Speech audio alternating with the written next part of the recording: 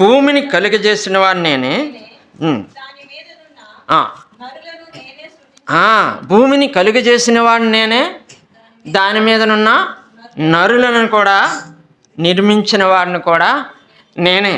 అవునండి, అందుకే ఆయన్ని సృష్టికర్తగా, మరి ఈ ప్రపంచాన్ని స్థాపించిన నిజమైన మరి శిల్పకారునిగా, నిర్మాణకునిగా మరి ఇప్పటికి కూడా మనం ఆయన్ని ఘనపరుస్తున్నాం.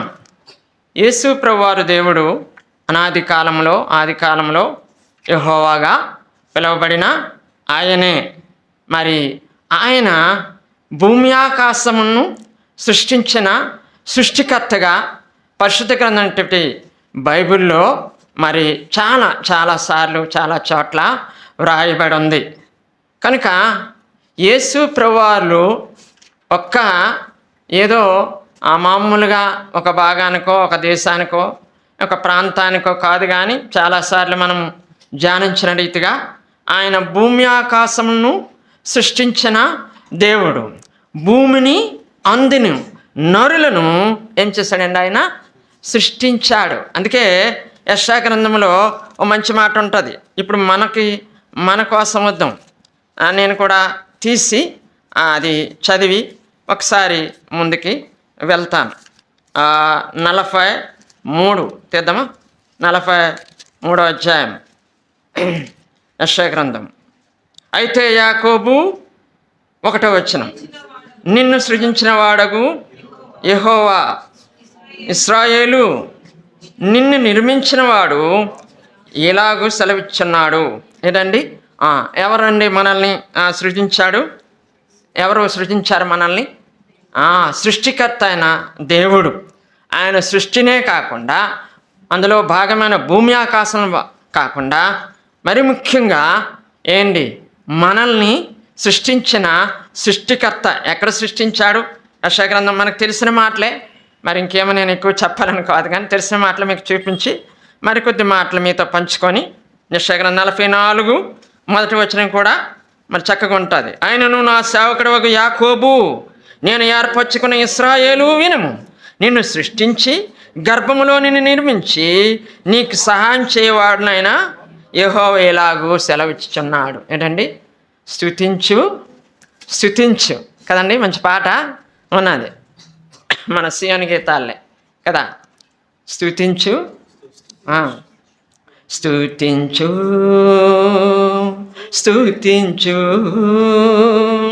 ప్రభు యేసు నే స్తుతించు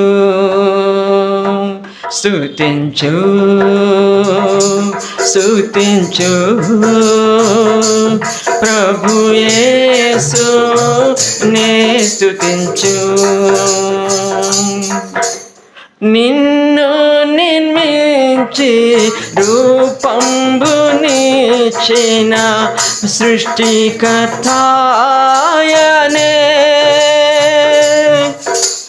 నిన్ను నిర్మించి రూపంబునిచ్చిన సృష్టికర్తాయనే, జీవపు దాత ఆయనే, నిరక్షణ కర్తాయనే, జీవపు దాత ఆయనే, నిరక్షణ కర్తాయనే, నిరక్షణ కర్తాయనే. స్తుతించు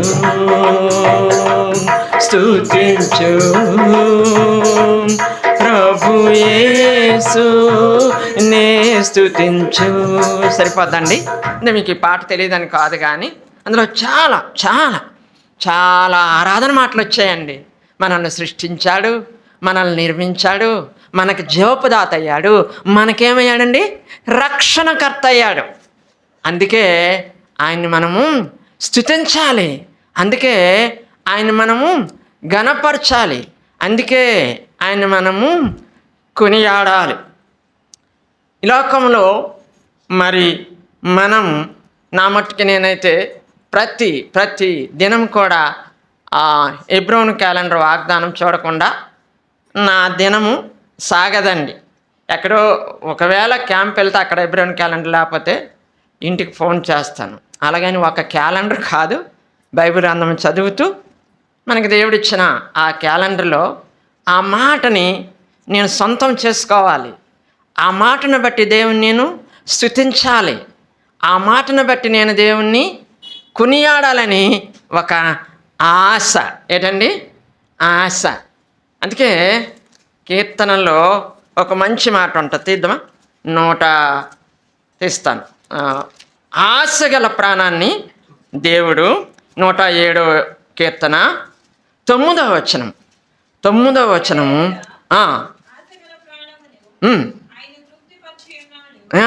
ఎవరండి? ఎవరు? ఆశ గల ప్రాణాన్ని తృప్తిపరిచే దేవుడు. మన మొదట ఆసేది అయ్యా నేను ఘోర పాపిని, నన్ను రక్షించుకోవంటే పోరా అన్నదా? కాదండి. అది కొంచెము మరి లోలో వెళ్తుంది. అందుకే ఇలాంటివి ఏం పెట్టొద్దు అంటాను. కనుక మంచి వర్డ్స్ వాడలేను నేను. పీజీ కంప్లీట్ అయిపోయింది కానీ పల్లెటూరు వాతావరణం కాబట్టి అక్కడ పెరిగాను కాబట్టి అలా ఉంటుంది. కనుక మన మొదటి ఆశ ఏదండి? అయ్యా నేను ఘోర పాపిని, నన్ను రక్షించుకోవా అంటే నిన్నే ఏంటి మరి మీరు న్యూస్ సరిలేదో, మీరు మంచోళ్ళు, టీవీ కూడా వాడరు. కనుక ఒక ఆయన వాళ్ళ బంధువుల్లోనే ఇంచుమించుగా 5-6 చంపేశాడటండి. అందరు చంపాడు. అందరు పళ్ళు పటపట్ల ఆడుతుంటారు. నేను బాత్రూమ్ లేసరికి ప్రభువా పోనేది అయిందేది అయిపోయింది, ఇప్పటికేనే నీ చిత్తమైతే ఆ వ్యక్తి నిన్ను తెలుసుకోవడానికి సాధించండి అని కాల్ చేయాలి అని సూసైడ్ చేసేది. అవును నిజమే, అటువంటి బ్రతకడానికి వీల్లేదు. కానీ దేవుడు అంటున్నాడు ఏంటండి? ప్రభువా నేను పాపిని, నన్ను నువ్వు రక్షించుకోవాలన్న ఆశ ఉంది అంటే నేను పాపిని అనే దాంట్లో సకల పాపాలు కూడా ఉంటాయండి. ఆయన నరహత్య చేసినోడా, ఆయన వ్యభిచారం చేసినోడా, ఆయన పెద్ద డానా, ఇవన్నీ ఒకటే కాదు. మనం ఏంటంటే మామూలుగా 51 కీర్తన అనుకుంటాం. తల్లి గర్భంలో రూపింపబడిన ప్రతి వ్యక్తి, ఆ మాట కూడా అది సార్వత్రికంగా అది అందరూ ఆమోదించవలసిన విషయమే. అంతేకాదు చాలామంది అనుకుంటారు నేను తల్లి గర్భంలో పుట్టాను కాబట్టి నేను పాపిని, నాలాంటి వాడిని దేవుడు క్షమిస్తాడు, రక్షిస్తాడు. కానీ మర్డర్లు చేసినోడికి, తప్పు పనులు చేసినోడికి, దేవునికి వ్యతిరేకమైన కార్యాలు చేసినోడికి, విగ్రహారాధన చేసినోడికి దేవుడు క్షమించలేదు. వీళ్ళు చర్చికి రావడం కూడా వేస్ట్, దేవుని మాటలు వినడం కూడా వేస్ట్ అనుకోవడానికి లేదు. దానికి సాక్షాత్తు రుజువును, సాక్షిని నేనే. ఎందుకంటే దేవుడు నన్ను తల్లి గర్భంలో రూపింపబడకముందే ఎరిగాడు, నన్ను సృష్టించాడు, నన్ను నిర్మించాడు. ఏంటండి? నాకు జీవోపదాత అయ్యాడు. నాకేమయ్యాడండి ఆయన? అంటే జీవాన్ని ప్రసాదించాడు. లేదంటే నేను కొన్ని సంవత్సరాల క్రితమే మీకు అస్తమానం చెప్తే బోరుగా ఉంటుంది. బాబు జ్ఞాని మీ సాక్ష్యం చెప్పండి అంటే నేను నవ్వుకున్నాను. సాక్ష్యం ఏమి చెప్పాలి? భోజంకులు గారు లాంటి వాళ్ళు చెప్పాలి, అలాంటి వాళ్ళు ఏం చేస్తుందని చెప్తారు ఏంటండి? ఎందుకు అంటే సాక్ష్యం చెప్పకుండా వాక్యం చెప్పేస్తానువా? అది కాదండి. ఎందుకు సిగ్గుపడతానంటే దేవుని మేలు పొందుకొని, దేవుని రుచి చూచి, దేవుడిచ్చిన ప్రతిదీ కూడా ఆత్మీయంగా ఏంటండి బలపడి, దేవుడిచ్చిన రక్షణ కూడా పొందుకొని, బాప్తిసం కూడా పొందుకొని, పాడైపోయిన వాడిను. ఇప్పుడు నేనేం సాక్ష్యం చెప్తాను? అది డానీ దగ్గర దాశాను కానీ మరి ఇక్కడ వచ్చింది. ఆయన గొప్పవాడండి, వంచడా. నేను ఏం సాక్ష్యం చెప్తాను ప్రభువా?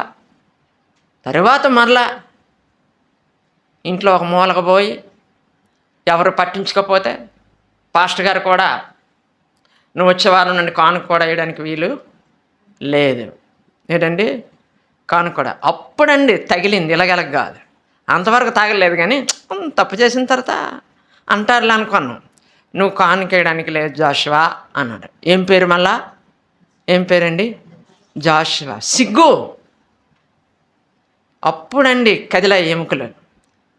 చివరికి నా గతి కానుక కూడా వేయడానికి వీలైన పరిస్థితి అయిపోయింది. ప్రభా నన్ను క్షమించు, ఒక్క ఛాన్స్ ఇస్తే ఇంకెప్పుడు మళ్ళా నీకు వ్యతిరేకమండి. అంటే అక్కడ నేను 100% అయిపోను కానీ అంతగా నిన్ను దుఃఖ పెట్టను అన్నప్పుడు దేవుడు మళ్ళా నాకు ఒక ఛాన్స్ ఇచ్చాడండి. అందుకే మీ మధ్యన నిలబడతాను. అందుకే నేను ఎక్కడ కూడా సిగ్గుపడతాను. ప్రభా ఏం చెప్తాను? సాక్ష్యము నీ బిడ్డలు చెప్తే అనేకులు బలపడాలి, అనేకులు కన్నులు తెరవబడాలి, యవనస్తులు కదిలింపబడాలి, సంఘము ఉజ్జయింపబడాలి.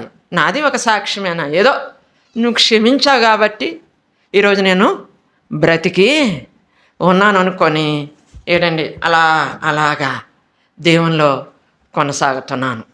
అంటే ఏ విషయంలో అంటే నా వ్యక్తిగత విషయంలోనండి అది. కనుక అందుకే ఆయన అందుకే దాంతో చెప్పవలసి వచ్చింది. ఇటువంటి వాడిని కూడా దేవుడు క్షమించాడు, కనికరించాడు. ఆశగల నా ప్రాణాన్ని మొదట రక్షణ కొరకు ఆశపడ్డాను, కనికరించాడు.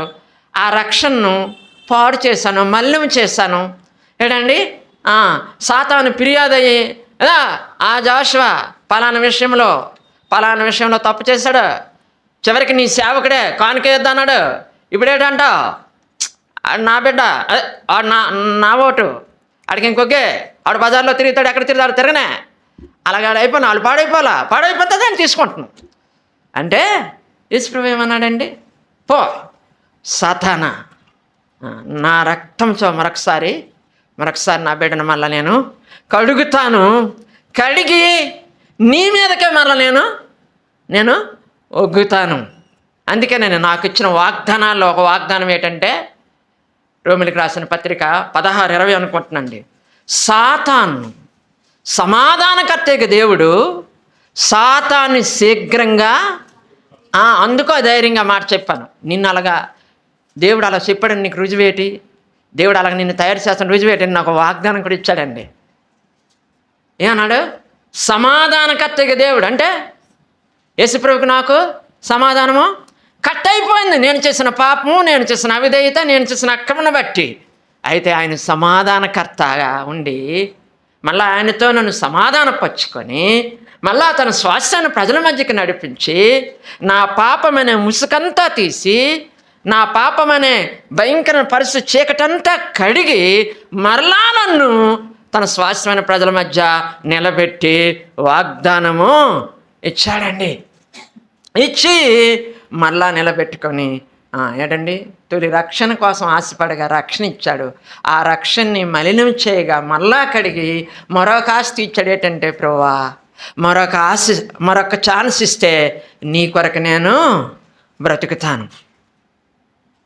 గత నెల రోజులుగా చాలా ఇబ్బంది పడ్డాను.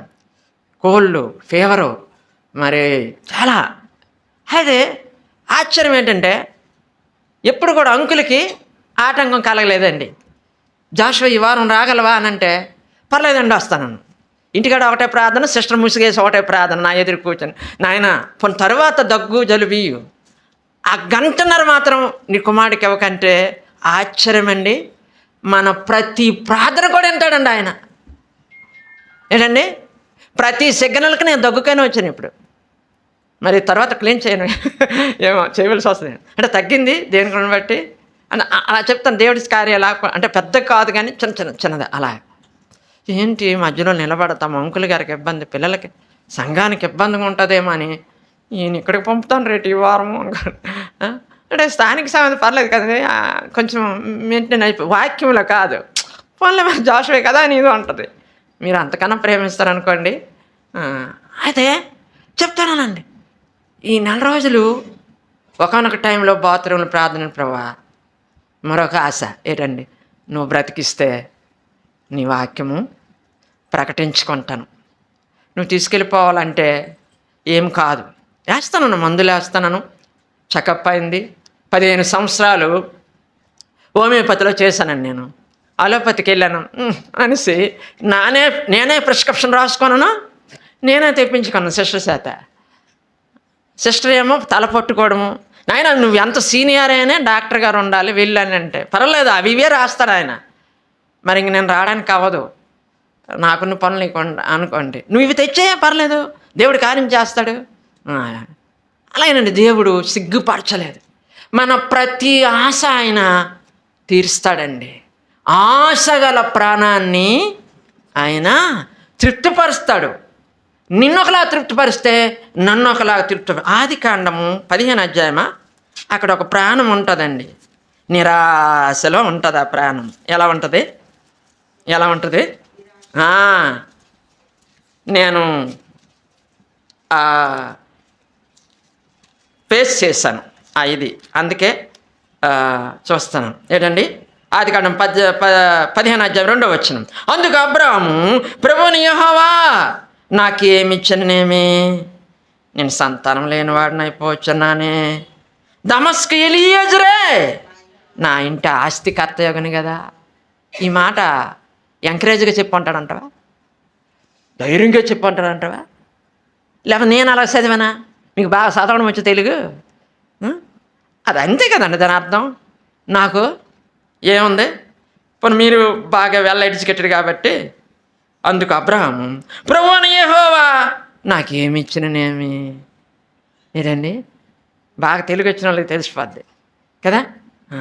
ప్రభువుని యెహోవా నాకేమిచ్చిననేమి, నేను సంతానం లేని వాడిని అయిపోవచ్చున్నాను. ఇది చెప్పాడు దేవుడు, ఇది చెప్పాడు కాలంలో వెళ్ళి. నీకు మరి 600 100 నీకు లేదు, నువ్వు ఇంతే, నీ బతుకింతే. నువ్వు నీ సేవకులు ఉన్నారు కదా, వాళ్ళకి రాసేయడమే. అవన్నీ చెప్పాడు ఆయన, దర్శనం ఇచ్చి చెప్పాడా. మరి ఇక్కడ ఇంత విశ్వాసులకు తండ్రి అంతనాడా.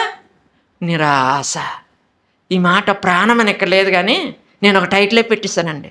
ఇదేటి ఈ ప్రాణము? నిరాశగా. ఈ ప్రాణం ఎలా ఉందండి? నిరాశ. చాలాసార్లు మన ప్రాణాలు ఎలా అయిపోతాయి. నేను ఫేస్ ఎలా చేశానంటే, ఇంకేంట్లే, నేను వెళ్ళానండి ఈ పరిస్థితులు గుండా. సంతాన విషయంలో కాదు, వేరే విషయంలో వెళ్ళాను.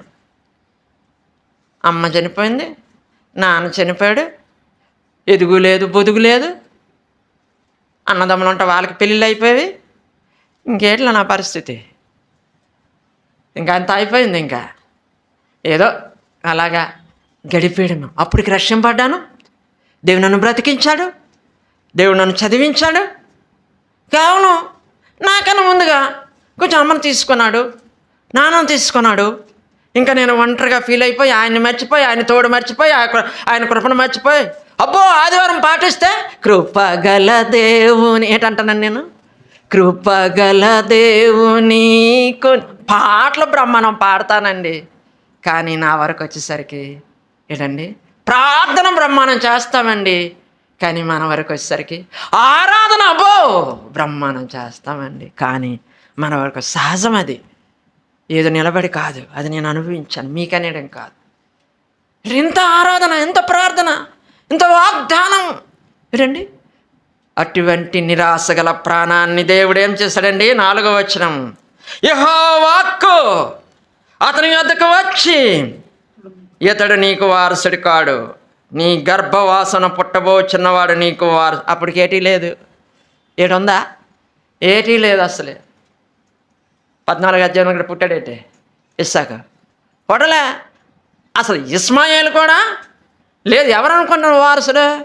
ఆయన పనివారిలో, ఆయన సర్వెంట్స్లో ఒక ఆయన దమస్కు ఎలియేజరే కదా, నా వారసుడు అవుతాడు. ఇంకేంటి, ఏదో అలాగ బతికేస్తాను, వెళ్ళిపోతాను. నో, నిరాశ గల ప్రాణాన్ని ఆయన వాగ్దానం ఇచ్చి వాక్కునిచ్చి బలపరిచే దేవుడండి మన దేవుడు. నిరాశ తీయదు, టైం అవుతుంది. కానీ బైబిల్లో ఒక మంచి ఆమె ఉంది. ఆమె పేరు ఏం పేరు? నయోమక్క. ఏడండి ఎంత నిరాశలోకి వెళ్ళిపోతే తెలిసిందా? కొడుకులు చనిపోయారు, భర్త చనిపోయాడు. ఇప్పుడు ఉన్నగానున్న ఒక యవ్వనంలో ఉన్న అంటే ఆమెకి తన కొడుకు పెళ్లి చేసుకున్నప్పుడు రూతమ్మకి పిల్లలు పుట్టలేదు. పునః ఆ పిల్లలు అలాగ పట్టుకొని రూతమ్మను పట్టుకుని ఉండడానికి లేదు. పైగా రూతమ్మ ఏంటి మిడిల్ ఏజ్ కాదు, యవ్వనం ఏంటి పూర్తిగా అయిపోలేదు. ఇప్పుడు ఆమెను ఇంటి దగ్గర ఉంచుకోలేదు, పంపేస్తే ఆమె పరిస్థితి ఏంటి? రూతమ్మ మంచిదా అయిపోయింది, బోయేజ్ గారు మంచి వాళ్ళు అయిపోయారండి. లేకపోతే మీకు తెలుసా ఈ మధ్యన చాలా చాలా అభివృద్ధి చెందేస్తుంది లోకం. సొంత కూతురే ఉద్యోగం కోసం సొంత తల్లిని చంపిందటండి. ఏంటండి నేను మంచి నేరాలు ఘోరాలు చూడరు గారా. నాకు ఈ వాకింగ్ పనికి వస్తుంటాను, నేను అప్పుడప్పుడు చూస్తుంటాను. అవి చూడలేము, కానీ ఎందుకో అప్పుడప్పుడు చూపెడతాడు. రే లోకం ఎంత భయంకరంగా ఉంది, ఏటో నీ పెద్ద కూతురు చిన్న కూతురు అనుకుంటాను. నో, నేనేమైనా ప్లేట్ తిప్పాను, నీ పెద్ద కూతురు నీకు విరోధి అయిపోద్ది. ఏటైపోద్ది? విరోధి అయిపోద్ది. ఉద్యోగం కోసం సొంత కూతురే సొంత తల్లిని స్కెచ్ చేసి మరి చంపిందటండి. ఇంకేది నా బంగారమే ఆదివారం ఈరోజు కాబట్టి వచ్చే ఆదివారం వస్తుందండి, నా బంగారం వస్తుంది హైదరాబాద్ నుండి, విజయవాడ నుండి. అబ్బో బంగారం, ఆ బంగారం నీకేటైపోద్దమ్మా. అందుకే నీ ప్రాణాన్ని కాపాడేది ఎవరండి? నిరాశ గల ప్రాణాన్ని ఎవరండి బ్రతికిస్తారు, తృప్తిపరుస్తారు. అందుకే కీర్తన 121:7 ఉంటుంది. అఫ్కోర్స్ ఇక్కడ నయం విషయం మధ్యలో విడిచిపెట్టేస్తాను కదా. మరి నయం ఆశ ఏం ఆశ? ఇంకేంటి, కోడలు అయిపోయారు, ఈ కోడలు నేను ఉంచుకోలేను, మరి ఆ కోడలు కూడా పెళ్లి చేసేయాలి రేపో మాపో. ఏదో దేవుని కృప ఉంటే బోయిజ్ గారు చేసుకోవడానికి అవకాశం ఉంది, ప్రార్థన చేస్తున్నాం. భర్త అయిపోయాడు, ఒక్కోళ్ళు అయితే ముద్దు పెట్టుకొని చక్కగా వెళ్ళిపోయింది, తన తోవ పట్టుకుని తను వెళ్ళిపోయింది. నయమికి ఇప్పుడు ఎలా ఉంటుందండి? ప్రాణం చాలా నిరాశ ఉంటుందండి. మనం చాలాసార్లు ఏం చేస్తాం, కానీ ఒక వాక్యము ఒక అధ్యాయం రాయడానికి ఎక్కడైతే వెంట ఉన్నాయి వాళ్ళు మన పితరులు, మన ఆదిమ భక్తులు, దేవుని భక్తులు చాలా ఫేస్ చేశారు. వాళ్ళు ఎంత ఏడ్చి ఉంటుందో. ప్రభువా ఇన్నాళ్ళు కూతురులాగా రూతు ఉండేది, ఇప్పుడు రూతు కూడా నాకు దూరం అయిపోయే పరిస్థితులు వచ్చాయి. ఇంకేంటిలే తండ్రి, నా పని అయిపోయింది. ఎందుకు నయోమి నిరాశ అంటానంటే, ఆమె తిరిగి బెత్లెహేముకి వచ్చేటప్పుడు ఏమన్నది? నన్ను నయోమి అనకండి, నన్ను మారా అన. అంతా అయిపోయింది, ఇంకా నా పని అంతా అయిపోయింది. దేవునికి కొంచెం మాట్లాడినేస్తుంది, అది వేరే సంగతి.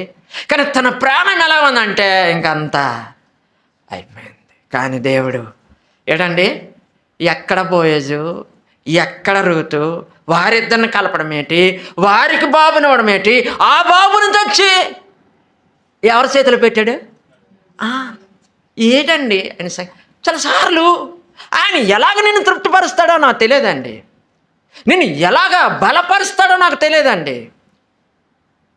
అందుకే మనం ఎప్పుడు కూడా ఒకవైపే ప్రార్థన చేయకూడదు. ప్రభువా నా పట్ల నువ్వు నన్ను ఎలా ఓదార్చగలవో నీకు తెలుసు, నన్ను ఎలా తృప్తిపరచగలవో నీకు తెలుసు.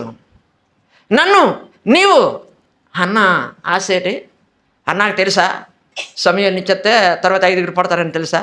అఫ్కోర్స్ 5 అందరూ నాకు తెలియదు కదా, తర్వాత పుడతారు అమ్మా 5 తెలుసా?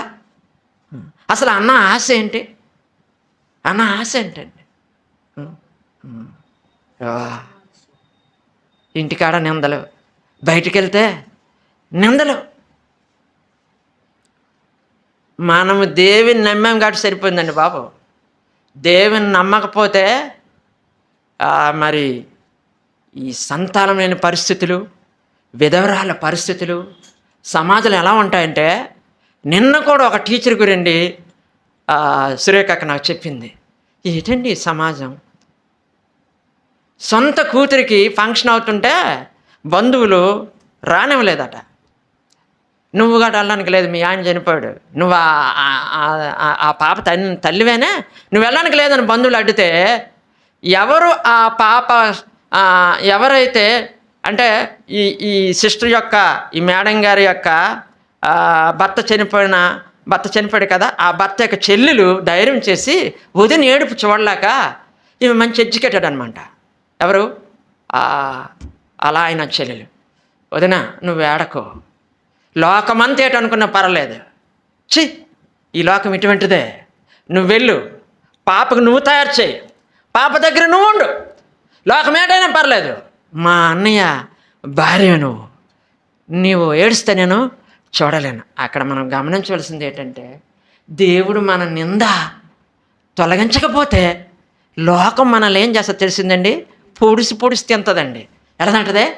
పొడిసే, నువ్వు అక్కడికి వెళ్ళకూడదు, నువ్వు ఎక్కడికి రాకూడదు, నువ్వు ముఖం చూపించకూడదు, ఎన్ని ఈ రోజుకి కూడా నిన్న చెప్పింది ఒక మేడం, కోట్లు కొలది ఆస్తండి, ఆ మాటకు అలా నిలబడిపోయింది ఇంకంతే. అప్పుడు వాళ్ళ ఆయన గారు భార్య వచ్చి, ఆ మేడం గారు వచ్చి వదిన్ని బలపరిస్తే అప్పుడు వెళ్ళిందనమాట. ఎందుకంటే చాలా నిరాశ అయిపోయి ఉంటుంది. ఎవరు? నయామి. దేవుడు ఏం చేశాడండి? ఓబేదనే బోయజు రూతమ్మ కొడుకుని తీసుకొచ్చి ఎవరి చేతులు పెట్టాడు?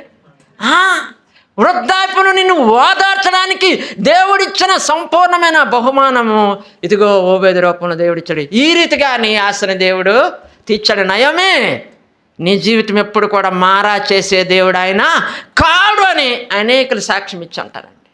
అందుకే రకరకాల మన ప్రాణాలని తృప్తిపరిచే దేవుడు, బలపరిచే దేవుడు, నిలబెట్టే దేవుడు, నిందలతో అవమానాలతో కురికిపోతున్న మనల్ని నిలబెట్టే దేవుడు మన దేవుడు.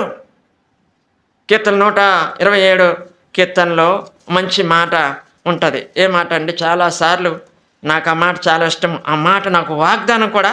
నా వాగ్దానాలు ఎప్పుడు కూడా నేను మరవనండి. మరి మీరు అంతకన్నా మారలేండి, మీరు మంచారు కదా. మీ వాగ్దానాలు గుర్తుంచుకుంటారా? గుర్తుంచుకోవాలి. నీకు దేవుడిచ్చిన మంచి చెక్కులు అవి 31 అయ్యగారు ఇస్తారనుకుంటాం. మరి మనం తీసుకుంటాం కదా, తీసుకుంటాం. ఇక్కడ వాగ్దానాలు అప్పుడు మన వాగ్దానాలు ఎప్పుడు కూడా మర్చిపో. బైబిల్ వాగ్దానం మనవే, నేను కాదనను. కానీ ఎస్పెషల్లీ నీకు ఇచ్చిన వాగ్దానాలు, నన్ను అభిషేకించినప్పుడు దేవుడు నాకు ఒక వాగ్దానం ఇచ్చాడండి. నిన్ను దీవించిన వారిని నేను దీవించదను, నిన్ను శపించిన వారిని నేనేం చేస్తాను. ఎంత ఏడండి బలమండి నాకు. నేనేటనక్కర్లేదట, నేను చూసుకుంటాను నీ తరపున అంటాను. ఏంటంటానండి? నేను చూసుకుంటున్నా.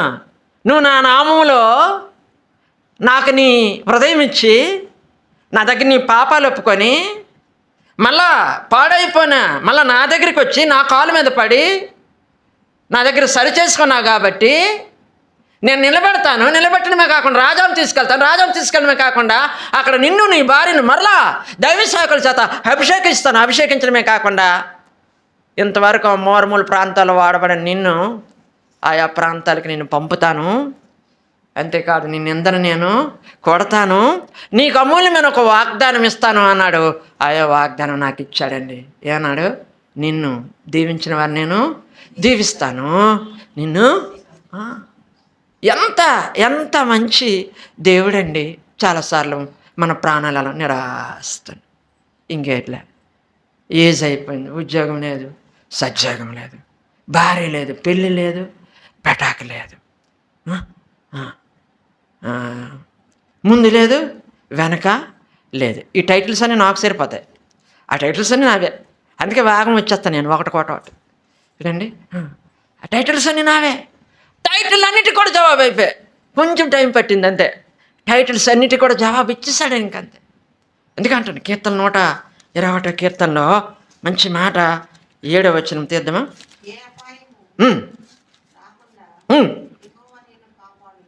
ఆయన నీ ప్రాణమును కాపాడు. ఏంటి కాపాడతాడండి? నీ ప్రాణం ఆయనకు ముఖ్యమండి. అందుకే 1 సమూయేలు మంచి మాట కదా, 25 అధ్యాయం తీద్దామా, మంచి మాట. అక్కడ అబీగయలు ఒకానొక టైంలో దావీదుకి అంటదండి, 29వ వచనం, నిన్ను హింసించటికైనను నీ ప్రాణము తీయటికైనను ఎవడైనా ఉద్దేశించిన ఎడల నా ఏళ్ళు వాడవగు నీ ప్రాణము నీ దేవుడైన యెహోవా యొద్దనున్న జీవపు మూటలో కట్టబడు. అంటే నీ ప్రాణము నీ శత్రువులు కానీ, అంటే దేవుని చేత రక్షింపబడిన ఒక వ్యక్తి యొక్క ప్రాణము ఎంత భద్రంగా ఉంటుందంటే, దేవుని దగ్గర ఒక జీవపు మూట ఉంటుంది, ఆ మూటలో నాట నీ ప్రాణాన్ని ఏం చేస్తాడండి, కట్టించుతాడటండి. అందుకే ఏడండి ఎన్ని ఎన్ని పరిస్థితులు వచ్చినా కోర్స్ ఆయన తీసుకోవాలంటే దాన్ని ఎవరు ఆపలేరు. అందుకే సమూయేలు గ్రంథంలోనే 2వ అధ్యాయం 1 సమూయేలు 6వ వచనం మంచి మాట అండి. 6వ వచనం, అన్న దేవుణ్ణి స్తుతిస్తూ అంటది. 6వ వచనం 1 సమూయేలు 2వ అధ్యాయం 6వ వచనం, జనులను సజీవులుగాను మృతులను గాను చేయవాడు. ఏంటండి, జనులను సజీవులుగాను మృతులను గాను అంటే మనం జీవించాలనే మనం మరణించాలనే ఎవరి ఆధీనంలో ఉన్నదండి? ఎక్స్పెషల్లీ రక్షింపబడిన ప్రతి వ్యక్తి యొక్క ప్రాణమాట దేవుని యొద్దనున్న జీవపు మాటలో కట్టబడి ఉంటుందటండి. ఒక ఒక ఒక సామాన్యమైన వ్యక్తి యొక్క, అంటే లోకరీత్యా ఆమె ధనవంతురాలు అవ్వచ్చు, చెప్పిందండి బాబు, ఎంత మంచి మాట. దావీదా నా ఏలినవాడా, నువ్వు సామాన్యమైన వాడు కాదు, నీ దేవుడు సామాన్యమైన దేవుడు కాడు. ఆమె అంటదండి, నువ్వు యెహోవా యుద్ధములు చేసిన వాడు అని ఘనపరుస్తుంది. అందుకే అంటున్నది ఆమె, నీ ప్రాణము ఏంటండి యెహోవా యొద్దనున్న జీవపు చంపుటకు బ్రతికించుటకు అనుకోండి. మోషే అహరోనుల కాలంలో నిన్నారేం తెలియకుండా కొందరు కోరహు యొక్క ఫ్రెండ్స్ ఏం చేస్తారు, దేవుని సేవకుల మీద దేవుని వాక్యం మీద ఏం చేస్తారండి, తిరుగుబాటు చేస్తారు. సంఖ్యాకాండం 16 అనుకుంటున్నా అధ్యాయంలో మీరు చూడండి, టైం అయిపోయింది. దేవుని మీద దేవుని వాక్యం మీద దేవుని క్రమం మీద తిరుగుబాటు చేస్తే దేవుడు ఏమంటారు, తప్పుకోండి మీరు, వీళ్ళని కాల్చిపడేస్తాను. ఏమన్నాడండి, కాల్చిపడేస్తానంటే అప్పుడు మళ్ళా మోషే అహరోనులే, అయ్యా అందరినీ కాల్చిపడేస్తే ఎలాగచ్చి, తప్పు చేసింది ఒకడు, ఎవరు, కోరహు. మెయిన్ లీడర్ ఎవరు, కోరహు. ఆయనతో కలిసారులేండి, దాతాను అభిరాములు కలిశారు. ఎప్పుడు కూడా మనం చెడుకి సహకరించకూడదండి. మంచి కొరకు అవమానం పొందు, నిందపడు, దేవుని కార్యం కొరకు ఎంతైనా కష్టపడు. దేవుని మీద న్యాయంగా దేవుని సేవ చేస్తున్న దేవుని సేవకుల మీద దేవుని క్రమం మీద ఎప్పుడు కూడా మనం తిరుగుబాటు అనేది చేయకూడదు. మనం నచ్చలేదా ఒకవేళ ఏ విషయం మీద అవకాశం ఉంటే దేవుని సేవకులతో మనం సమాధానంగా పరిష్కారం చేసుకోవాలి. లేదంటే దేవునికి అడుగుదాం, పర్లేదు. ఎందుకంటే వాళ్ళు మనుషులే, ఏవైనా ఉంటాయి, సంఘంలో ఉంటాయి. అంత మాత్రాన తిరుగుబాటు, తగువులు, కొట్టుకోవడం ఏంటండి. కొన్ని సంఘాలు అట ఆదివారం ఎలా ఉంటుంది, ఆదివారం దగ్గర ఇద్దరు ఎవరు ఉంటారట, పోలీసులు ఉంటారట. పోలీసులకి ఏం పని అక్కడ, ఒకవేళ ఆరాధనకు వస్తే ఎక్కడ ఉండాలి, వాళ్ళు లోన ఉండాలి. ఆరాధన అయ్యేదాకా సెక్యూరిటీ, అక్కడ పోలీసు ఉన్నాడు కాబట్టి మనం ఇక్కడ గోల్ చేయకూడదు. వాళ్ళు వెళ్ళిపోయిన తర్వాత మళ్ళీ కొట్టుకుందాము ఏంటండి. కొన్ని సంఘాలు ఉన్నాయి, పోలీసులు పెట్టించుకొని ఆరాధన జరిపించే దౌర్భాగ్య స్థితి పరిస్థితులు కూడా ఉన్నాయి. కానీ దేవుని కృప, నీ దేవుడు నా దేవుడు, నీకు నాకు ఏంటి ఎంత పరిస్థితులు ఇచ్చాడంటే, ఎంత సమాధానకర పరిస్థితులు ఇచ్చాడంటే, నువ్వు స్వేచ్ఛగా ఆయన్ని ఆరాధించడానికి ఈరోజు ఆయన నీ ప్రాణాన్ని భూమి మీద సజీవుల లెక్కలో ఉంచాడండి. ఇక్కడ కోరహు, దాతాను, అభిరాములు ఎప్పుడైతే దేవుని సేవకులు, దేవుని చేత ఏర్పాటు చేయబడిన సేవకులు ఏడండి నిద్రాహారాలు మాని ఉపవాస ప్రార్థన చేసి ఏడండి గొప్ప బాధ్యత తీసుకున్న సేవకుల మీదకి, క్రమమైన సేవకుల మీదకి లెగబెట్టి ఏం చేశారు తెలిసిన దేవుడు, వాళ్ళు మళ్ళీ మొరపెడితే సరే కోరహుతో లిగిస్తున్న వారిని అందరిని కూడా పక్కన పెట్టండి, మీరు వెళ్ళి ఇంటికి వెళ్ళి చదవండి, టైం అయిపోయింది. కానీ భయంకరమైన పరిస్థితి. ప్రాణములతోనే భూమి అట వాళ్ళు ఏం చేసిందండి, మింగిసింది. నెరలు విడిచి, అదే భూకంపం. ఏంటండి, అంటే కొన్నిసార్లు బిల్డింగ్లే కాదండి, మనం కూడా వెళ్ళిపోవచ్చు. విడుదల ఉందండి, ఒక బిల్డింగ్ వెళ్తుంది ఏంటి, దేవుడు కాపాడిపోతే అలా వెళ్ళిపోతాం. ఎక్కడ వెళ్ళిపోతాం? దేవుని స్తోత్రం, మనం రక్షణ పడ్డాం కాబట్టి ఎలాగైనా పర్లేదు, ఇలాగ వెళ్ళిపోయిన పర్లేదు, అలాగే ఆయన తీసుకుంటాడు. కానీ రక్షణ పడకపోతే చాలా పరిస్థితి. అందుకే వారి ప్రాణాలట పాతాళంలోనికి వెళ్ళిపోయేటట్లు భూమి ఏం చేసింది, దాతాన్ అబీరం కోరాల్ని మింగేసింది. కానీ నీ ప్రాణము నా ప్రాణము దేవుడు ఏం చేస్తున్నాడండి, కాపాడుతున్నాడు. నీ ప్రాణానికి నా ప్రాణానికి ఆయన తోడుంటున్నాడు. ఏనండి, కీర్తన 124 కీర్తన చూసుకొని 2 మాటలు చూసుకొని మనం ఆరాధనకి వెళదాం. 124 కీర్తనలో ఒక మంచి మాట ఉంటుందండి. 1వ వచనం నుండి 2వ వచనం నుండి చూడండి, దయచేస్తాను. ఉండని ఎడల, చాలా ముఖ్యమండి, యెహోవా మనకు తోడై ఉండని ఎడల,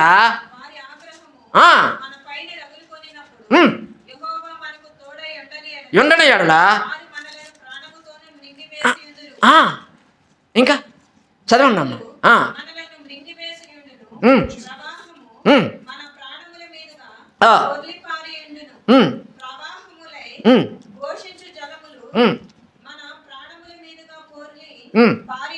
అయ్యేటట్టుగా చూడండి, ఆ ప్రాణాలు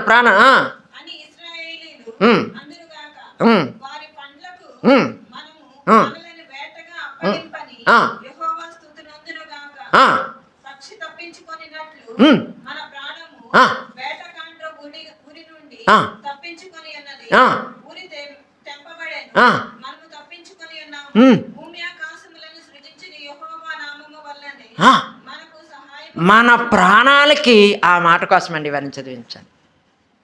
మన ప్రాణాలకి ఆయన తోడుండడమే కాదండి, కాపాడమే కాదండి, మనకి సహాయం చేస్తున్నాడు. ఎలా తప్పించుకోవాలో ఆ సమయంకి జ్ఞానం ఇస్తున్నాడు. కొన్నిసార్లు మనకు తెలియకుండానే ఆయన తప్పిస్తున్నాడు. ఏంటండి, పక్షి తప్పించుకున్నట్లట మన ప్రాణాలు దేవుడు వేటగాని ఊరిలో నుండి మనల్ని ఏం చేస్తాడు, తప్పిస్తున్నాడు. కీర్తన 91 కీర్తనలు కూడా ఉంటుంది ఆ మాట. మన ప్రాణాలను ఆయన కాపాడుతున్నాడండి, వేటగా నుండి తప్పిస్తున్నాడండి, మనుషుల ఆగ్రహం నుండి తప్పిస్తున్నాడండి. ఎక్కడ భద్రత ఉందా? ఇందాక చెల్లమ్మలు 2 కిందన ఉన్నారు. చెల్లమ్మలు కాదులండి, వాళ్ళు పాపలంతా వయసే వాళ్ళు. నా దగ్గర వాళ్ళ పాపే. ఇది దేవుని సన్నిధి కాబట్టి, దేవుని సన్నిధి కింద కాబట్టి పర్లేదండి.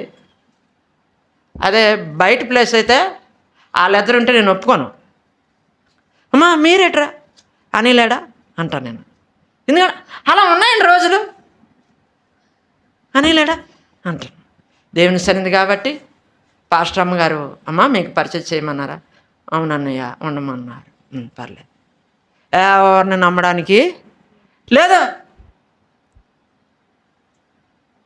ఆ చెల్లి ఉందండి, ఎవరు, ఏం పేరు, అమ్మ షారన్. రోజు కాలేజీకి వెళ్తుంది. అందరూ ఎప్పుడు ఆటోలోనే ఉంటారా? టైం అయిపోతుంటుంది, ఆటో ఎక్కదా.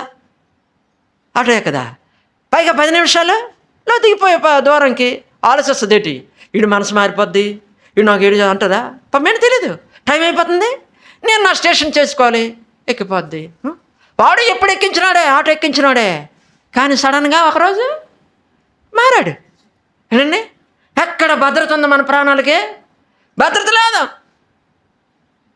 మీకు కూడా తెలిసి ఉంటుంది ఇంచుమించుగా ఆ రోజు ఆ కీచకుడు చేసిన పనికి ఎంత ఆ పాప అనుభవించవలసిందంటే, నరరూప రాక్షసులాగా కామాంధులైపోయి. ఆ దున్నపోతులు నేను చూశానండి. వాళ్ళకి అసలు వాళ్ళు ఎలాగ ఉంటారంటే, ఆ పాప దగ్గర తండ్రులాగా ఉంటారండి. నాకు అదొక బుర్ర పని చేయకుంటుంది. వాళ్ళు తండ్రులాగా ఉంటారు. ఇప్పుడు ఈ పిల్ల నాకు అలాగా పాపలాగా ఉంటుంది. అంటే అఫ్కోర్స్ నాకు అక్క లేదా చెల్లి, వాళ్ళ మమ్మీ ఎక్కడ ఉన్నాయి, అదే నా పాయింట్. అదే ఎక్కడున్నాయి మన ప్రాణాలకు భద్రత అంటే యేసయ్య సన్నిధిలోనే, యేసయ్య నామములోనే. అందుకేనండి దావీదు అంటాడు, నా బ్రతుకు కాలం అంతా కూడా నేను నిన్ను స్తుతిస్తానయ్యా, నన్ను బట్టి, నా పిల్లలు బట్టి, నా భార్యను బట్టి, నా స్థితిగతులు బట్టి. ఎక్కడున్నోడు నేను? ఎలుగుబంటి నోటి నుండి నా ప్రాణాన్ని తప్పించావు, సింహము నోటి నుండి నా ప్రాణాన్ని తప్పించావు. ఎక్కడో గొర్రెలు కాసుకున్న నా జీవితాన్ని రాజు దగ్గరికి వచ్చి, రాజు సింహాసనమే నా కొరకు. దావీదు కోసమాట సౌలు దేవుని ఆజ్ఞని మీరితే సౌల్ని కొట్టివేశాడటండి, సౌల్ని దించేశాడటండి, సౌల్ని పక్కకి లాగేశాడటండి. మీరు తర్వాత అవి ధ్యానించండి. సమూయేలు గ్రంథము. దావీదు కోసం దేవుడు ఎంత ప్రణాళిక కలిగి ఉన్నాడు. అందుకే కీర్తన 103 కీర్తనలే అంటాడు, నా ప్రాణమా యెహోవాను సన్నుతించు. ఆయన చేసిన ఉపకారాలు దేని కూడా మరొక పొలంలో చేసినవి, ఇంట్లో చేసినవి, బ్రతుకు కాలంలో చేసిన ప్రతి మేలుని బట్టి కూడా నా ప్రాణమా యెహోవాను సన్నుతించు. మనము కోరహు అభిరాముని కన్నా ఎక్కువ? మీరు ఎక్కువ కాదేమో, నేను ఎక్కువే, నేను తక్కువే. అఫ్కోర్స్ క్షమించండి. చాలాసార్లు ఏటి ఇలాగేటి, అలాగేటి, అలాగేటి. ఎందుకో నా పట్ల దేవుని దీర్ఘశాంతం అండి. ఇదేటి అదేటి, ఇలాగెందుకు అలాగెందుకు, ఈ సేవకులు ఇంతే. ఇప్పుడు కాదులేండి, ఇప్పుడు లెవెల్ అయ్యాను. అప్పుడు వచ్చిన మన కొంచెం ఉడుకునేస్తాం కదా, ఏదో మనకు అంత తెలిసినట్టు అయిపోతాం. అందులోనికి పీజీ చేస్తాను. పీజీ ఎందుకు పనికిరాదు. ఎంఏ అనే డిగ్రీకి నా పిల్లలున్న సిస్టర్ ఇచ్చిన కొటేషన్ ఏంటంటే, పలకొండే బిఏ అంటే బొత్తిగా వద్దనము, ఎంఏ అంటే మరీ వద్దనము. మీకు అలా దేవుని విషయంలో తప్ప ఇంకే విషయం మీకు తెలియదు అన్న. ఎంఏ అంటే మరీ వద్దనమాట, బిఏ అంటే బొత్తిగా వద్దనమాట. మరి ఇంకెందుకు ఆ డిగ్రీని బట్టి నాకు ఇది ఆ దేవుడికి అనుకరించాడు. అందుకేనండి చాలాసార్లు మనం ఆ పాత్రలను అదొకలా చూసేస్తాం, కానీ వాళ్ళని బట్టి బుద్ధి తెచ్చుకోవాలి మనం. అయ్యా నేను కోర కన్నా ఏది ఎక్కువ వాడిని కాదు. నేను కూడా చాలాసార్లు దేవుని శాఖల మీద, దేవుని మీద తిరుగుబాటు చేశాను. దేవుడు ఉన్నాడా? దేవుడు ఉన్నాడు అసలు? ఉంటే ఎక్కడ ఉన్నాడు? ఇవన్నీ చూస్తాడా? ఏది ఈ పరిస్థితి? కష్టం మీద కష్టము, శ్రమ మీద శ్రమ, ఏది పట్టుకునే దరిద్రమే. అసలు ఏంటి నా జీవితం? ఇది మరి తిరుగుబాటు కాదా? ఆయన శక్తిని తక్కువగా అంచనా వేసడం కాగా, ఆయన తక్కువగా అంచనా వేయడం కాదా? కానీ దేవుడు మన ప్రాణాలు ఏం చేస్తున్నాడండి? తృప్తిపరుస్తున్నాడు. ఆయనతో సమాధానం పరుచుకుంటున్నాడు. ఆయన మంచితనమే చూపుతున్నాడు. ఆయన కోపం ఎప్పుడు కూడా మన పట్ల చూపలేదు. అందుకే 119వ కీర్తనలో ఒక మంచి మాట ఉంటుందండి. అయ్యా నువ్వు నన్ను బ్రతికించు, నేను నిన్ను స్తుతిస్తాను అంటాడండి. కీర్తనలు 119, 175.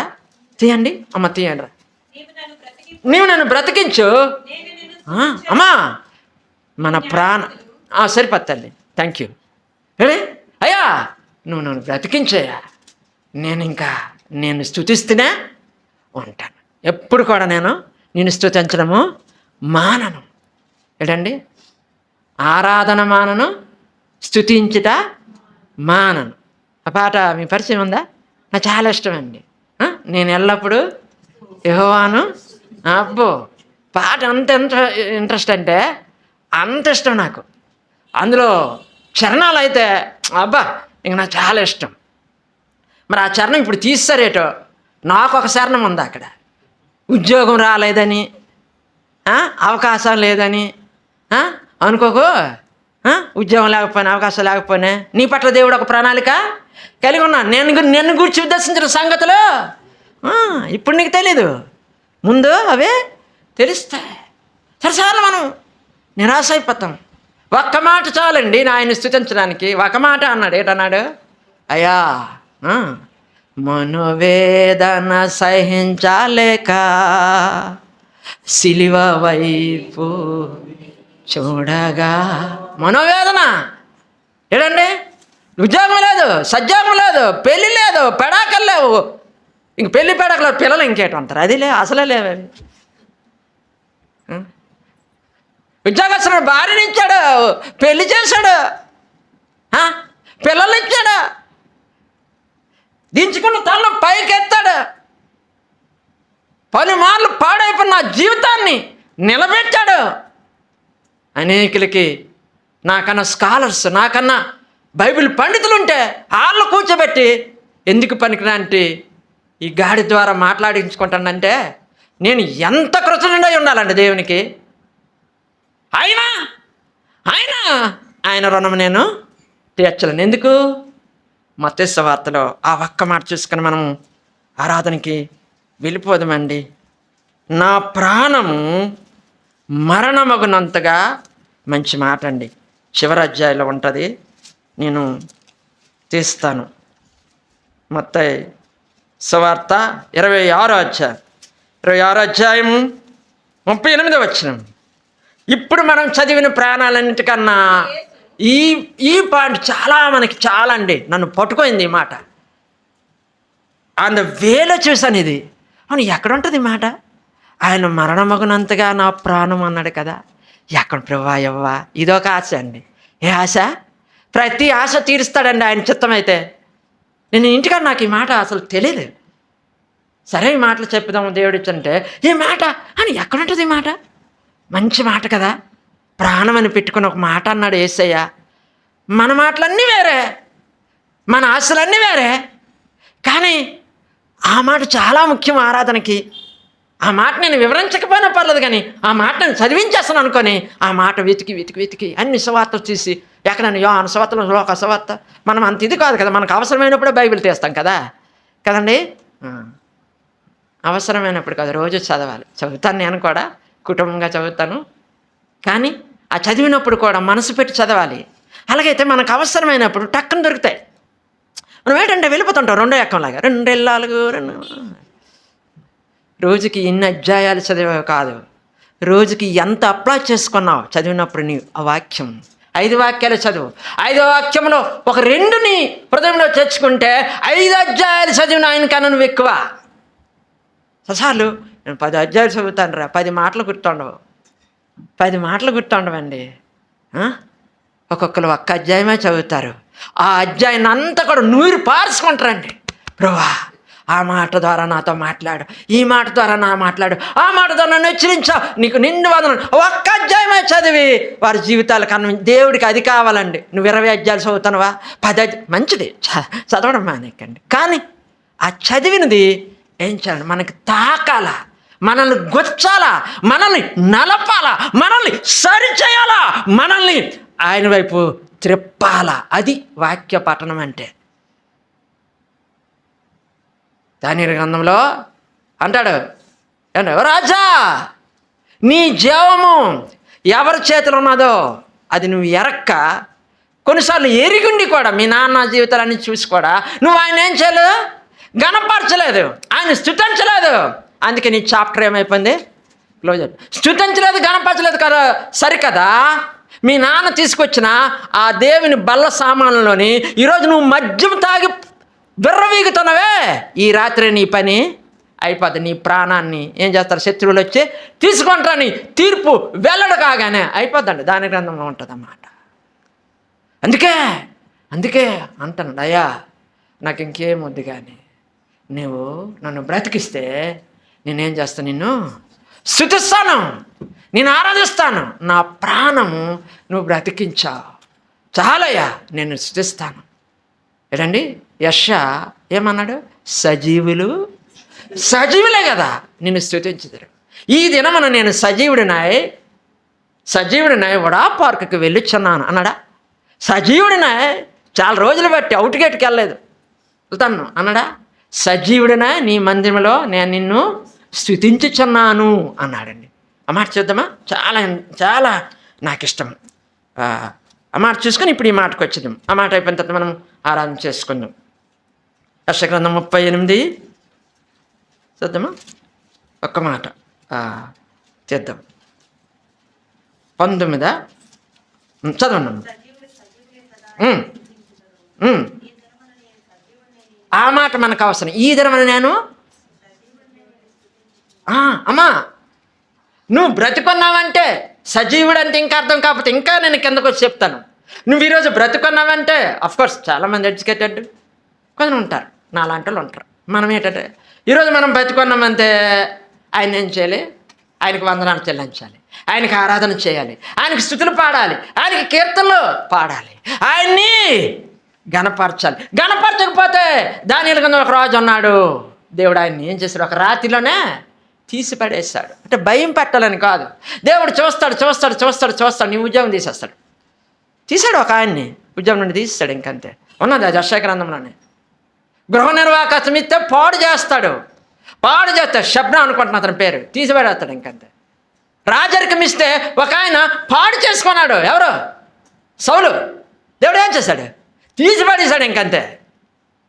దేవుని కనపరచలేదు, దేవుడు ఇచ్చిన రాజరికం చక్కగా ఇచ్చేయలేదు, దేవుని ప్రజలు చక్కగా పరిపాలించలేదు, తీసిపడేశాడు. నమ్మకమైన దావీదుని తెచ్చి పెట్టాడు. ఇందాక ఒక మాట మనం చదివాం కదా, మత్తయి సువార్త 26:38. అప్పుడు యేసు, మరణమగునంతగా నా ప్రాణం బహు దుఃఖంలో మునిగి ఉన్నది, మీరు ఇక్కడ నిలిచి నాతో కూడా మెలకుగా నుండని వారితో చెప్పి కొంత దూరం వెళ్ళి సాగిలపడి, నా తండ్రి, సాధ్యమైతే ఈ గిన్నె నా యొద్ద నుండి తొలగిపోనిమ్ము, ఆయనను నా ఇష్ట ప్రకారం కాదు నీ చిత్త ప్రకారమే కానిమ్మని. ఈ మాట చాలా మనకి ముఖ్యమండి. మరణమగునంతగా నా ప్రాణం బహు దుఃఖంలో మునిగి ఉన్నది. ఎవరి కోసం అది? ఎవరి కోసమండి? ఆయన కోసం ఆయన ఆడక్కర్లే. ఆయన దివ్య సుందరుడండి, సైన్యములకు అధిపతికి యెహోవా అండి, తండ్రి అయిన దేవునికి ప్రియమైన కుమారుడండి, పరలోకములో వేవేల దూతలతో నిత్యము స్తుతింపబడుచున్న గొప్ప ఆరాధనీయుడండి, ఆరాధనలకు స్తుతికి కీర్తనలకు పాత్రుడండి,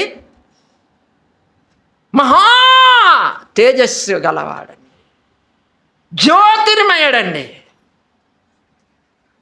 అటువంటి గొప్ప దేవుడు ఏమి కావాల్సి వచ్చింది? భయంకరమైన ఈ పాపలోకానికి, ఈ భూమికి ఏంటండి దీనుడిగా రిక్తుడిగా రావడమే కాకుండా పాప శరీరాకారం అట. ఏది పాప శరీరాకారాన్ని పొంది ఆ పాప శరీరాకారంతో ఏంటంటే నీ కొరకు నా కొరకు అన్యాయపు తీర్పు పొందడానికి ముందుగా ఏమయ్యాడు? ఆయన మరణమగునంతగా తన ప్రాణమైంది దుఃఖంలోకి వెళ్ళవలసి వచ్చింది. రాత్రంతా సకల లోక పాప పరిహారార్థం కలువరి శిలువలో మరణించడానికి మరణమగునంతగా తన ప్రాణాన్ని దుఃఖపరుచుకున్నాడట. లోకా గారు రాసిన పత్రికలో ఉంటుంది, లోకా సువార్తలో. ఆయన ప్రార్థన చేస్తుంటే ఆయన చెమట బిందువట ఎలా ఉందట, అంత టెన్షన్, అంత ఇదట. అంతగా ఆ రాత్రి ఆయన ప్రార్థనలో కుమిలిపోయాడు. నీ పాపాల కొరకు నా పాపాల కొరకు, నీ శాపాల కొరకు నా శాపాల కొరకు, సకల లోక పాప పరిహారార్థము ఆయన ప్రాణమే ఏంటండి ఆ కలువరిశిలో దానంగా పెట్టిన గొప్ప దేవుడు, గొప్ప తండ్రి, గొప్ప రాజు, గొప్ప రక్షకుడు యేసుక్రీస్తు ప్రభు. అందుకే నీవు నేను ఏం చేయాలండి? పరిశీలన చేసుకోవాలి, పరీక్షించుకోవాలి. ప్రభా పాట పాడడం కాదండి, ఏంటండి పాట ఈ దినము నే పాడుట నీ వలనే యేసు పాటగానే ఉందా? లేదంటే అది మన జీవితాలకి అన్వయించుకొని పాడుతానమ్మా. నాకు ఒక ఫ్రెండ్ తెలుసు, పెళ్లి నిశ్చయం అయిపోయిందండి. ఒక సేవకుడి కూతురితో పెళ్లి నిశ్చయం అయిపోయింది. త్వరలో పెళ్ళి అవుద్ది. ఆయన కార్పెంటర్ అనమాట. ఆ వ్యక్తి కార్పెంటర్. ఆయన పని చేస్తుండగా ఎందుకో నీళ్ళ దగ్గరికి వెళ్ళవలసి వచ్చింది. అప్పటికి అది మరి ఈయనకి తెలిసి పడిపోయిందో తెలియపడిపోయిందో వైర్ పడిపోయింది. ఈయనకి తెలియకుండా ఆ నీరుని టచ్ చేశాడు. ఈయన ఎంటర్ అవ్వడం, కరెంటు ఆగడం ఒకే టైంలో అయిందండి. ఒకే టైంలో. ఆయన ఇప్పుడు కూడా సజీవ లెక్కలో ఉన్నాడు. ఆయన చెప్పాడండి, కళ్ళ నీరు తిరిగి చెప్పాడు. అందుకే ఈ పాట ఎప్పుడు పాడమని ఈ చరణం పాడకుండా ఆయన ఉండలేడు. నా ప్రియమైన యేసు ప్రభు, చాలాసార్లు మనం అనుకుంటాం, కనురెప్ప పాటులో మనల్ని దేవుడు తప్పిస్తుంటాడండి, కాపాడుతుంటాడండి మన ప్రాణాలని. చాలాసార్లు భయంకరమైన యాక్సిడెంట్ల నుండి, భయంకరమైన ఎలక్ట్రికల్ షాక్ నుండి, ఏడండి భయంకరమైన విపత్కరమైన పరిస్థితుల నుండి. మన వెనిజులా అటు సైడ్ వచ్చిందండి. ఏమి వెనిజులే పాపం చేసిందా? పాపంలో ర్యాంక్ ఇస్తే మన భారతదేశం ఫస్ట్ వస్తుంది. ఇటు అంత తేలిగ్గడు కాదు. నేను అందుకే దేవుని చూసాను, ప్రభా పాపిష్టి నా దేశం పట్ల నీకు ఎంత ప్రేమ, మా ప్రాణాలంటే నీకు ఎంత విలువ, మా దేశం అంటే నీకు ఎంత దీర్ఘశాంతం. ఇంకా అక్కడ గొప్ప గొప్ప దైవ సేవకులు ఉన్నారటండి బాబు, గొప్ప దైవ సేవకులు ఉన్నారు వెనిజులా అటు సైడ్. కానీ ఎందుకో అటు భూకంపాలు, కరువులు, బాధలు. మనకు చక్కగా దానికి వచ్చేసరికి అంటే అంకుల్ గారు ఒకసారి చెప్పినట్లు విన్నాను మర్చిపోయాను. ఆ చెల్లెలు వెనక్కి వస్తున్నారు, తలుపేసేది ఉండమ్మా అంటే ఏసీ పెట్టారు అంకుల్.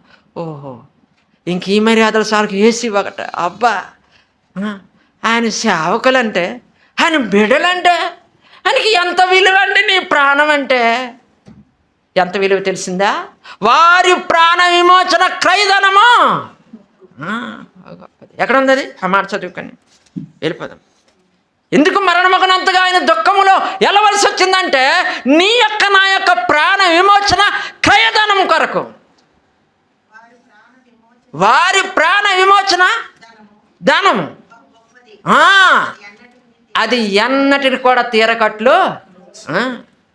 నీ ప్రాణాలకి నా ప్రాణాలకి బాకీ అప్పు తీర్చడానికి ఎవరి ప్రాణం అవసరమైంది తెలిసిందా? యేసుక్రీస్తు అని ప్రాణం. చాలామంది సవాల్ చెప్తే మాకు ఉన్నారండి అన్నారు. ఏడండి, నిన్న ఒక ఫంక్షన్ ఒక అతను కలిశాడు. నాకు తెలిసేసి ప్రభు, కానీ నేను వెళ్ళకుండా మా తమ్ముడిని పంపుతాను. నేనెందుకంటే మాకు చాలా ఒకటి ఉన్నా ఎత్తి దించాలివి, అందుకే నేను ఇటు వెళ్ళిపోను. మా తమ్ముడు నువ్వు ఇటే వెళ్ళిపో, నువ్వు ఇటు వెళ్ళిపోతావు, అటు వెళ్ళిపోతావు. ఎక్కడికి వెళ్ళిపోతావు? నరకానికి వెళ్ళిపోతావు. నీ తమ్ముడు చక్కగా పరలోక రాజ్యం. పోనీ ఏదో చెప్పుదామంటే మామూలు లేడు మనిషి, డ్రింకర్ అనమాట. ఇలా చెప్పుదాను, బాబు నువ్వు ఎత్తక్కలే, నువ్వెత్తి దించింది దేవుడు ఎప్పుడు కూడా కాదు, నువ్వు కూర్చోబెట్టింది ఎప్పుడు కూడా దేవుడు కాదు. నీ పాపముల కొరకు నా పాపముల కొరకు ప్రాణం పెట్టి రక్తము కార్చి ఆ రక్తం ద్వారా నీ యొక్క నా యొక్క పాప శాపాలు కడిగి విమోచించి మనల్ని మోక్షానికి లేదా పరలోక రాజ్యాన్ని తీసుకెళ్ళే ఆయనే నిజమైన దేవుడు అని మరి చెప్పే పరిస్థితి అక్కడ లేదు.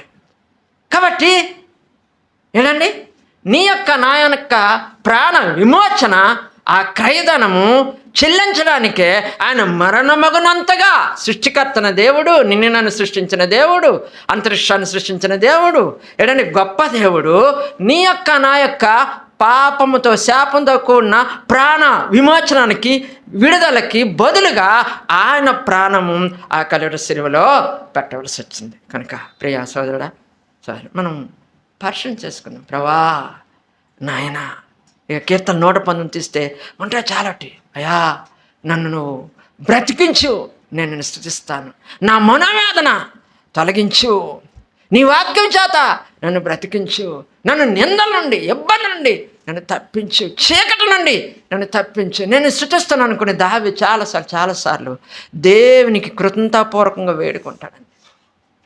కొన్నిసార్లు నువ్వు వేడుకోకుండానే ఎన్నో మేలు చేశాడు. ఎన్ని మేలు చేశాడంటే అన్ని మేలు చేశాడండి. మీ తాత ప్రార్థన చేశాడు, ఏంటి పలానా నా మనవడు పడతాడు, పలానా యేసు ప్రభు నువ్వు వేగం వచ్చి ప్రాణం పెట్టి అమ్మా అని వెళ్ళిపోయాడు బుడుక్కున మీ తాతయ్య. నో, ఆయన భవిష్యత్తు ప్రణాళిక.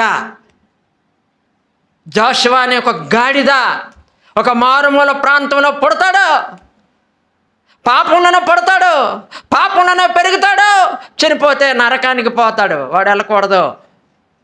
వాడి కోసం నేను ప్రాణము పెడతానన్ను, నా పరిశుద్ధ రక్తం కార్స్తాను, వాడిని విమోచిస్తాను, వాడిని నా బిడ్డగా చేసుకుంటాను, నా పాత్రగా వాడుకుంటాను, అనేకుల మధ్య నా సాక్షిగా ఉంచుకుంటానని నా పట్ల ఒక భవిష్యత్తు ప్రణాళిక కలిగిన గొప్ప దేవుడు ఎవరైనా ఉన్నానంటే ఆయనే నజరేయుడగు యేసుక్రీస్తు ప్రభువు అండి. అందుకే అపోస్తలుడైన పౌలు గారు కూడా ఏంటండి ఆయన్ని ఎక్కడ కూడా ఆయన స్తుతించడానికి వెనుకాడలే.